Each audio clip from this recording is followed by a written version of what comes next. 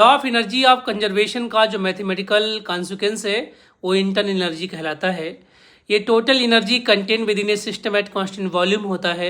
ये kinetic energy, potential energy, rotational energy, vibrational energy, electronic energy, बाकी जितने तरीके की एनर्जी किसी सिस्टम के मालिक्यूल की वजह से होती है उसको इंटरनल एनर्जी कहते हैं।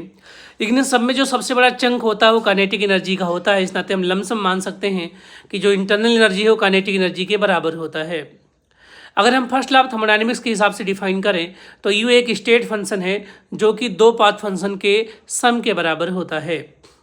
यू की यूनिट जूल होती है जो कि एक्सटेंसिव क्वांटिटी है, लेकिन जब मोलर इंटरनल एनर्जी पढ़ते हैं तो ये बन जाती है intensive quantity. Delta U always carry a sign explicitly even if it is positive. मतलब अगर आपको डेल्टा यू की वैल्यू 7 किलो जूल है तो आपको लिखना पड़ेगा +7 किलो जूल, तभी सही माना जाएगा, जैसा कि हम ऑक्सीडेशन स्टेट में करते आए हैं। कोई सिस्टम अगर आइसोलेटेड है तो डेल्टा यू उसका कांस्टेंट होगा। डेल्टा यू क्या होता है? एनसीवीडीटी होता है। अगर गैस आइडियल है तो यू केवल टेम्परेचर का फंक्शन होगा, अगर गैस रियल है तो यू टेम्परेचर और वॉल्यूम दोनों का फंक्शन होगा, है ना। इस दशा में जो यू होता है एनसीवीडीटी होता है आइडियल गैस के लिए।